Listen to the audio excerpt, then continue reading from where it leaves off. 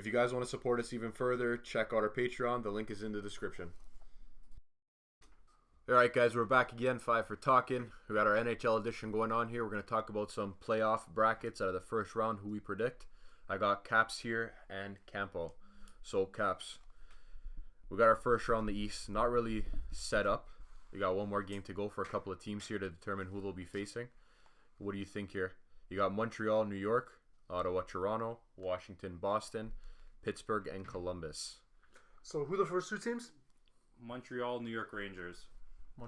Who's our picks? If Price stays healthy, I believe Montreal has a good chance of coming out of that I pick Montreal, with the weather or not. I picked Montreal as well out of the first round.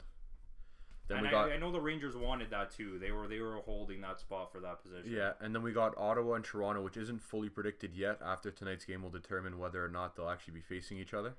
But as of right now, that's how it stands. So Ottawa, Toronto, what do you think? I know Campos is gonna disagree with me on this, but I'm taking Toronto. I'm definitely taking Ottawa. I'm going with Toronto as well. Next up, we got Washington and Boston. Washington. Washington's just a That's a unanimous agreement. Washington. Then you got Pittsburgh and Columbus. Pittsburgh. I don't know about this one, man. Columbus is a tough one. Surprise. You know what? I'm gonna go with Columbus on this one. Pittsburgh. I'm gonna go with Pittsburgh as well. I think they'll hold it down. Okay. Just on a separate note, if Boston faces Ottawa, who wins? Ottawa for me. I'm gonna say Boston. I'll take Boston. In my opinion, even the other way, Toronto versus Washington and Ottawa are winning no matter who they face. So you're saying Ottawa's taking whoever they face in the first round regardless? Yeah, regardless. And same with Washington. Okay, let's... But Washington versus the Leafs. For the last few years, Washington's been the best team in the league. They've done well. They've President's Trophy, all that stuff. And they still can't get over that hump. Hold on, they're going to win the Stanley Cup. You honestly think they're going to win the Stanley Cup? Just so everyone knows what's going on, he's shaking up his Washington Capitals jersey. They're going to win. Okay, so let's go over to the West over here. So you got Chicago and Nashville. Chicago. Without a doubt? Yep. All right, yeah, me too, Chicago. Same, Chicago as well. You got Minnesota and St. Louis. This one's tough because Minnesota always surprises, man. I'm going with Minnie. I'll go with Minnesota. Yeah, Minnesota for me. All right, we got Anaheim and Calgary. Calgary. Such a pro-Canadian. He woke up this morning smoking crack because Anaheim was going to smash them. This one's a tough decision for me. Calgary, they have the potential to do it, but Anaheim, I think Anaheim's going to take it. My decision's Anaheim. It's a difficult one to predict because it all depends on Brian Elliott. Elliott just has his way of becoming so hot in the playoffs. It depends on the vets in Anaheim. Like they haven't had a good year. Like some of the star players on Anaheim. No, but for some reason Calgary is just stepping up. They need to turn it up in the playoffs, Anaheim, if they're gonna win. Anaheim was the biggest sleeper of this year, and everyone's doubting them. They had an amazing season. It's because the individual efforts by each player but the team overall is what matters. The Leafs don't have any 90-point guys, but if you look at their roster, I was amazed at how many people have more than 35 points on their team. They have 9 people. You don't need 90-point guys to make it to the playoffs. If your whole team's contributing, then you can go. And that's what Anaheim has. Far. So the next bracket we got Edmonton and San Jose. Edmonton. Yeah, I think Edmonton is gonna outspeed them like they've never seen anything before. Not Edmonton. McDavid's gonna outspeed them. The whole team is just so fast. I'm worried about this because the San Jose curse can be lifted. Maybe San Jose can make it into the playoffs and actually do well. But so correct me if I'm wrong. I'm gonna go on a limb here and say San Jose. I'm gonna go out of. I'm gonna disagree with you guys. Just put it that way. You're gonna go with San Jose. I'm gonna go with San Jose. Correct me if I'm wrong. Isn't Thornton injured right now? I don't know. I actually didn't look into that. But I gotta say the reason that they lost last year is because they couldn't keep up with the speed of Pittsburgh. That's literally why they lost. Yeah, and that's the exact reason why I'm picking faster. They're gonna win, man. I don't know. Yeah and no. I think San Jose overall on paper is a better team. Listen, hate it or love it, if I'm picking right now, off the top of my head, without even knowing what's happening, Ottawa and Edmonton are both going to the semifinals this year. So that's what I'm thinking. But we'll get into that more in another In our next episode, we'll talk more about that. That's crazy. Joe Thornton is injured Day to day, he'll play in the playoffs. Producer in the background, Joe Thornton's injured. Thank you. So if you look at it right now, if Edmonton comes out of it and Calgary comes out of their series, it'll be Edmonton versus Calgary. That'll be a good series. Calgary's not winning. That'll be a good series actually because they're both kind of the same style team. Edmonton will beat Calgary anyways. I'm just saying, like if both those Canadian teams come out of the series, it'll be an all Canadian matchup. I think the regular typical, in Elliott fashion, he's gonna flop in the playoffs like he always does. Well, we'll see what happens, but on the flip side, look at this. If Ottawa versus Toronto, which is already an all-Canadian matchup, and Montreal comes out of New York, it'll be a Toronto versus Montreal matchup. Or Ottawa versus Montreal. That's a good rivalry, too. I would love to look back and see when the last time that Toronto faced Montreal in the playoff series. I wouldn't even be upset if it went the other way and Boston beat Ottawa and then Boston got to face Montreal because that would be a lot of fights in that series. Probably, but... Good rivalries. Wow, Toronto versus Montreal, which to me is a dream to see in the playoffs. You have 5 out of 6 original 6 teams in the playoffs this year. Hell of an improvement from last year. Yeah, just Detroit's the only one that didn't make it. But the other thing that's a heck of an improvement is the fact that there are a lot more Canadian teams in the playoffs than last year. Yeah, that's a big difference. But like you were saying, let's talk about some upsets here. You mentioned Detroit not being in the playoffs as one of the original 6. Let's see what you guys think here. You got New York Islanders in the East, Tampa, Philadelphia, Carolina, Florida, Buffalo, Detroit, Tampa. New Jersey. Which teams do you guys think that had an upset that should have made it into the playoffs? I'm going to give you 3 from the East right now that I was honestly shocked. The Islanders were pretty close, but Tampa Bay 100%, Florida 100%, and Buffalo. I thought Buffalo was going to make the playoffs with the team that they had. Even Philly was weak this year for how good of like an overall team they have. But Buffalo, Florida, Tampa Bay. I agree. Florida, huge disappointment. It's pretty much the exact same team as last year, and they did very well. But I think they suffered a lot of injuries. Where we at? We got Tampa, which I don't understand that at all. They made it to the finals last year, and I believe in the years to come, Philly will be a team to be reckoning with. In my opinion, I think Tampa, Florida, and Detroit were my upsets. I kind of expected Detroit not to make it. Detroit and New Jersey were the 2 teams for me that I was just like, yeah, they're not making it. And Philadelphia was on the border. Like, Detroit has a skill set and everything to make it. I think it had a lot to do with the coach leaving. Yeah, okay. Well, what about the West?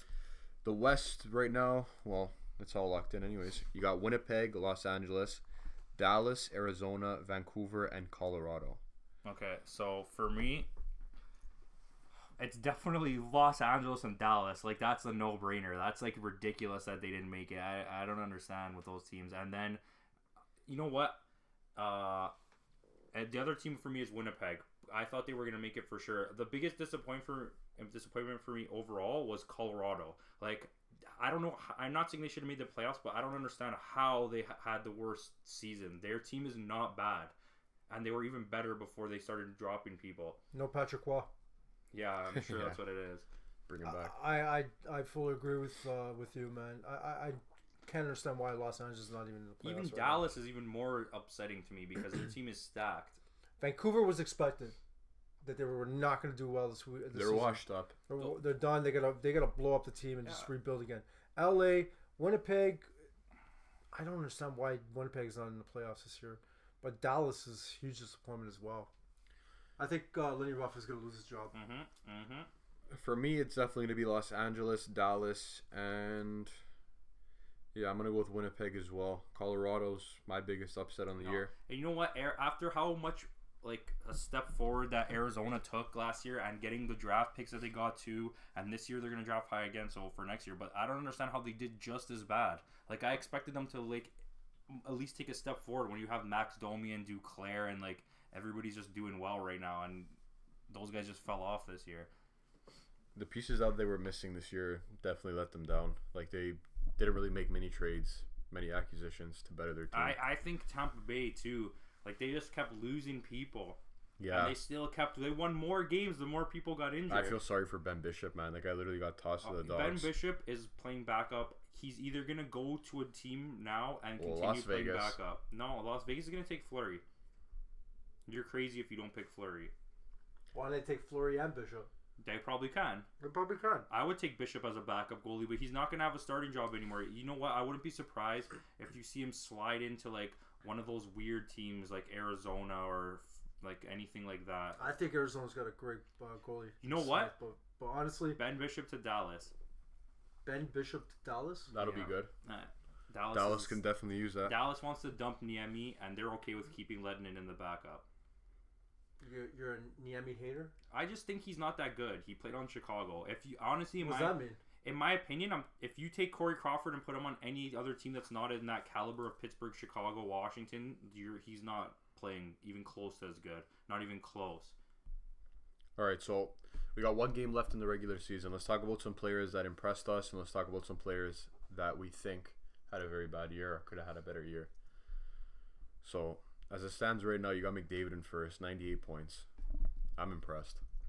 Yeah, I wouldn't say I'm impressed. I expected it. But did you expect it this soon? Yeah, honestly. You know what, to be real with you, if he didn't get injured last year, he might have put up like close to this. He would have had in the 80s.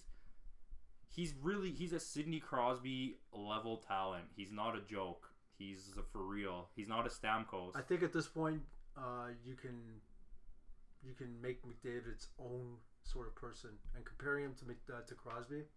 You know what?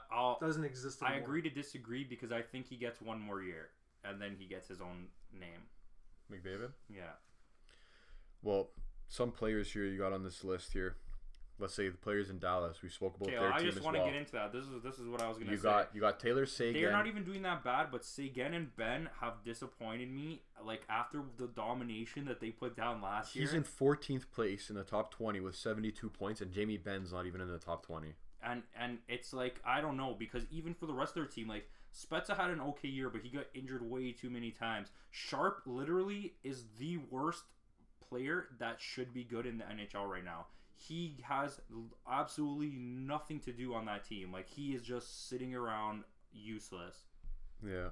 Time to blow him up and trade him up. But yeah, you're right. It's starting to look like the Boston trade with Seguin is starting to work out in favor of Boston right now, because Seguin is totally like not proving himself. This is a question. If Sharp became available and was willing to take less money than he has now, would you take him as the left winger for the Leafs? I'd take him over anybody. I'm sorry. I would take Tyler Hall. That came Hall. off wrong. You'd take anybody over Hyman. Anybody over Hyman right now. Okay? Anybody. I know that Sharp is starting to get a little up there in age, but right now, as it stands, I take Sharp over Hyman on that line specifically. Well, let's look at like players on Tampa here. You got Victor Hedman tied in 17th place with 70 points. A lot of defensemen stepped it up here to be in the top 20. Carlson, and you got Burns up there as well. Burns in 8th place. Did Tampa Bay win the cup with Stamkos? No, right? No, I don't think so. I don't think he has a ring. No. You know what? I honestly have a feeling that guy's career is going to be like one of the biggest busts in recent memory. Not because he's that bad, but because Injuries? he just doesn't play ever. Last 3 years. Injuries are something. That's a big disappointment. But it's like a constant chain of injuries. It's like Derrick Rose. Derrick Rose is a great basketball player, but if he just can't stay healthy, his knees just keep breaking. It's true, but in this case, like overall, I can't understand why Tampa just didn't do well as a team. You got Victor Hedman there, who's well, Kucherov's up there too. Top, Kucherov is in top 6th. defenseman. Top defenseman in the league. You had some of the best goalie. You had him going in Bishop until he fell apart, and Vasilevsky's been a great. He's top 3. Hedman. Yeah, Hedman's great, man. I don't know. It's for me. It's the small pieces on Tampa Bay that didn't show up, like the Palats and Callahan's. I know Callahan got injured, but like Phil Pula, and that's what they were banking on, and it didn't work out. Kucherov had an outstanding year. Yeah. I was impressed by his play this year. Him and Stamkos together next year is gonna be crazy if Stamkos stays healthy.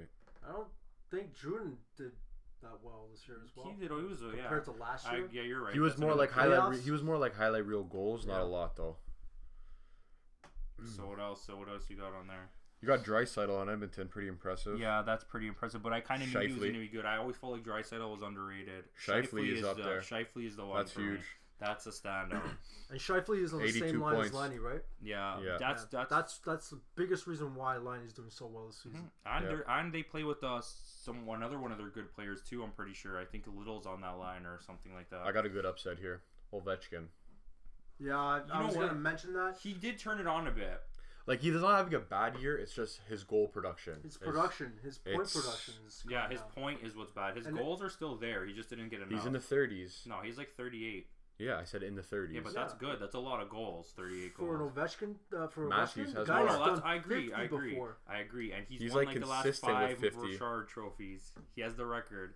But coming out of the crowd in terms of that top line in Washington, Backstrom has pretty much made And a name for Backstrom's himself. another guy I always stand up for that. I think people sleep on him. Okay, I'm going to talk about Brad Marchand here. I'm not a fan of his antics, but he impressed me this year. He did. Good player, man.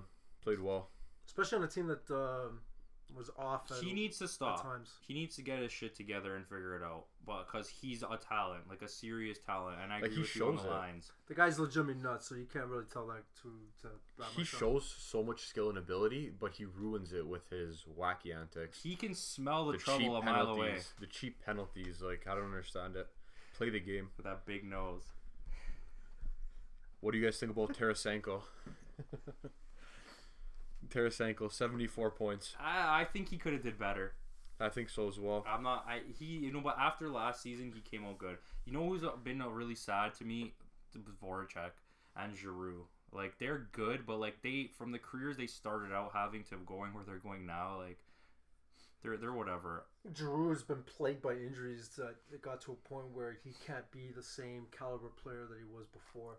He's definitely not as fast as he used to be. Oh, what do you guys think about Sidney Crosby here? 89 points. Like Sidney Crosby tied in second place here. I think Sidney Crosby, if he would have played a full season, probably would have gave McDavid a run. Sidney Crosby would have won.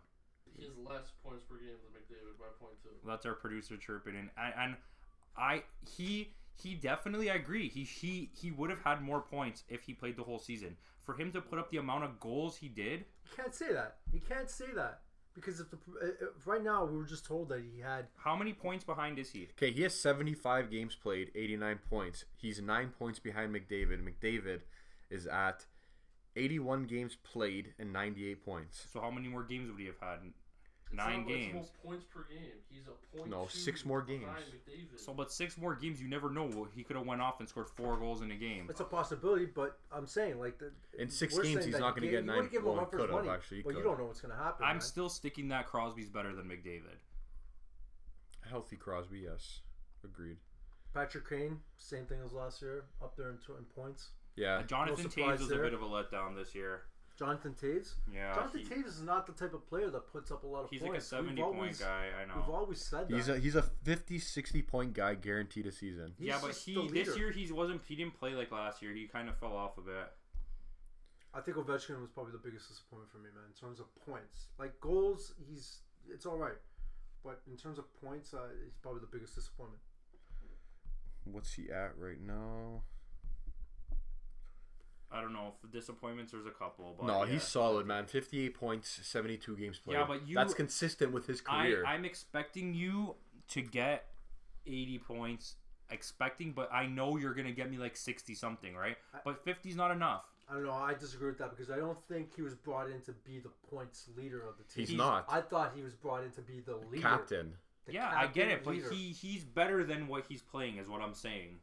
No, he's not. He didn't lose the face-offs or the leadership. It's his overall game offensively is much weaker. He has some of the best hands I've ever seen on an NHL player. Probably. If this was like 10, 15 years ago, he'd probably get a lot more points. Not to mention, he's got an iron streak going on as well. Like, he has not been hurt. He's consistent. Hurt right now.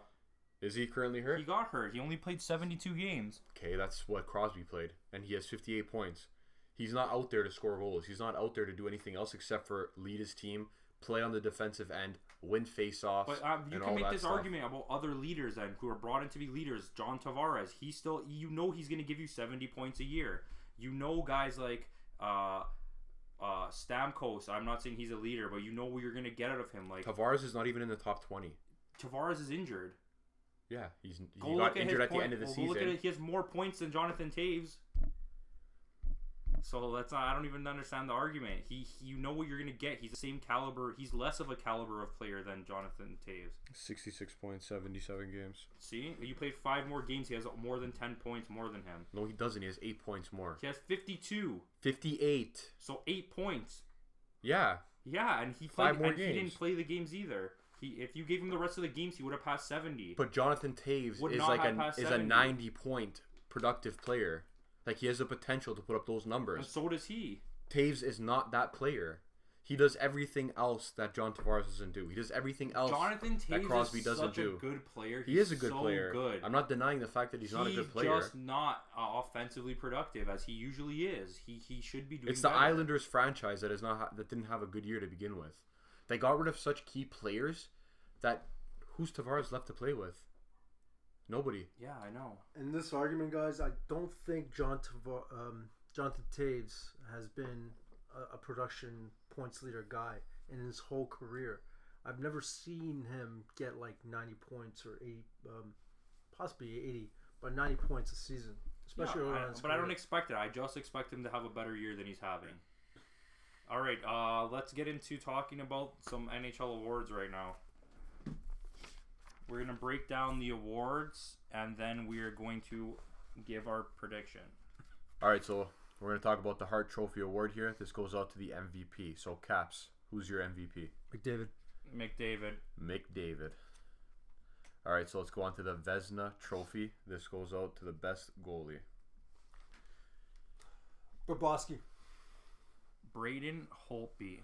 I'm on a Bobrovsky tip as well. Let's talk about the Norris Trophy. This goes out to the best defenseman. Burns. Carlson.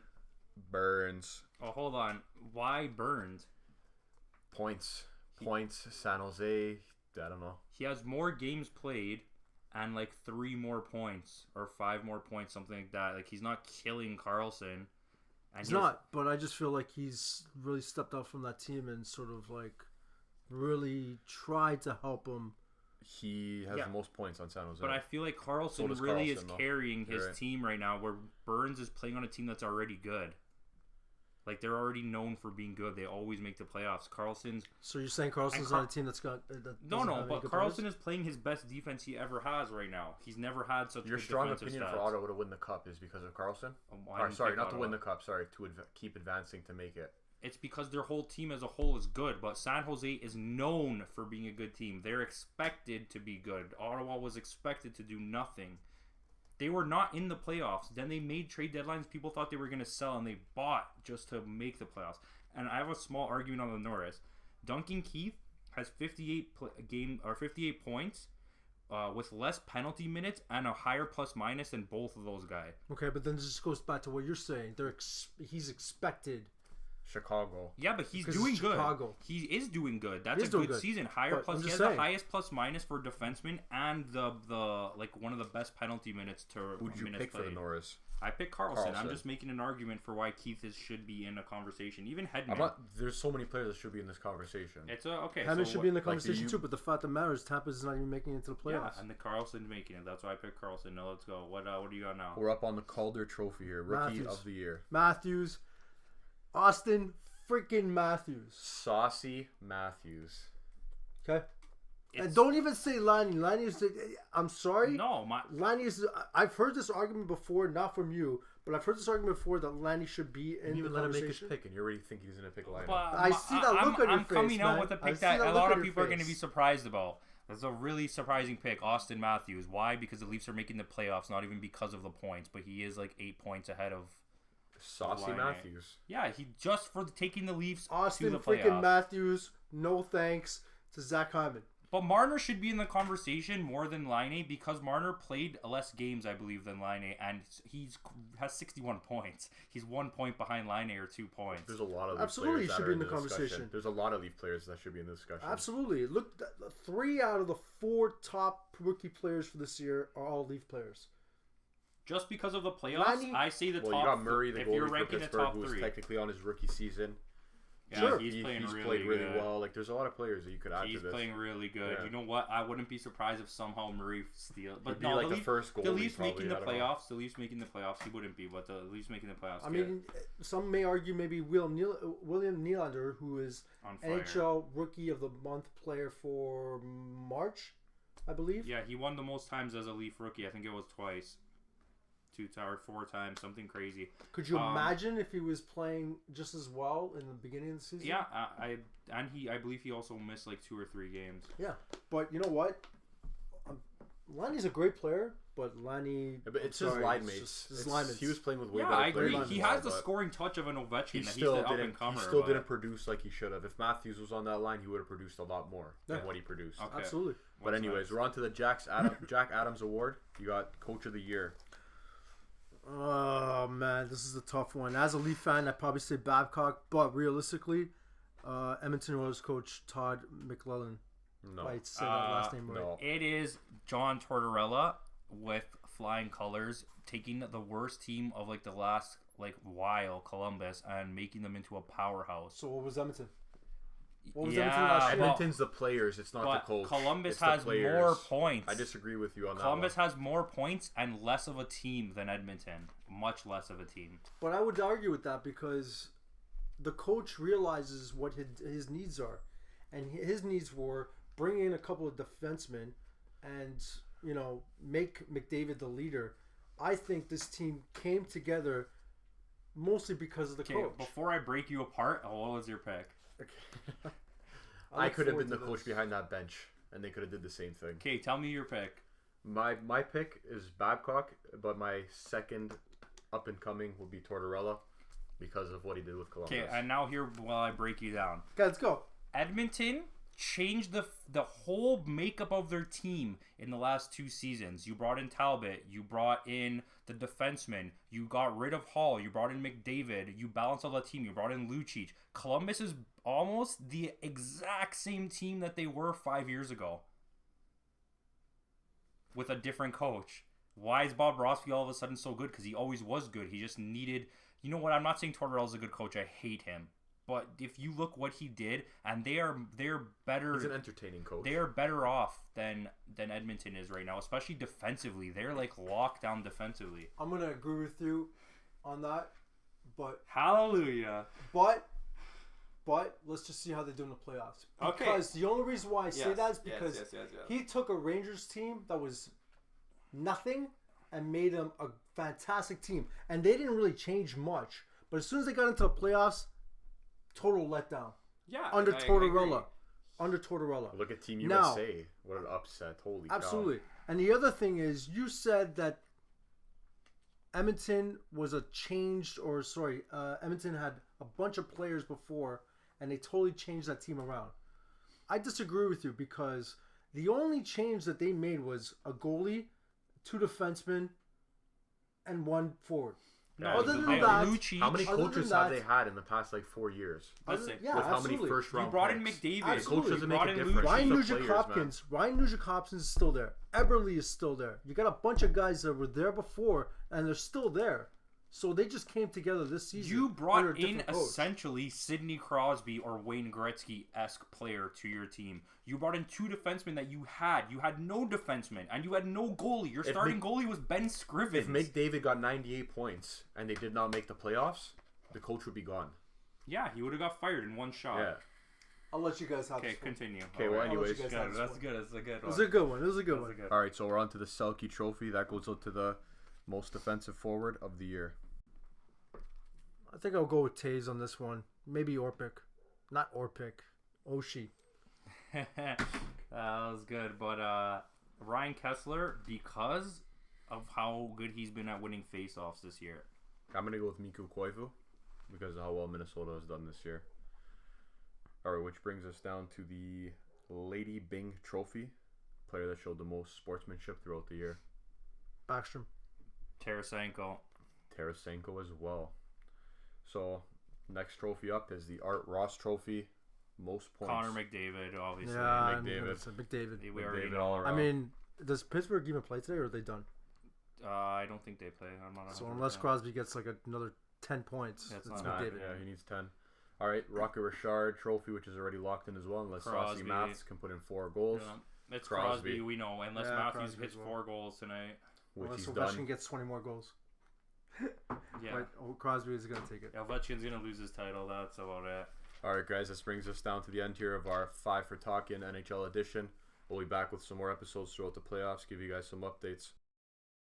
Hey, what's up, guys? We here at Roblox Games put a lot of time and effort into our content, and it would be very much appreciated if you could drop a like on this video, and if you enjoy this video, please subscribe to our channel for more content.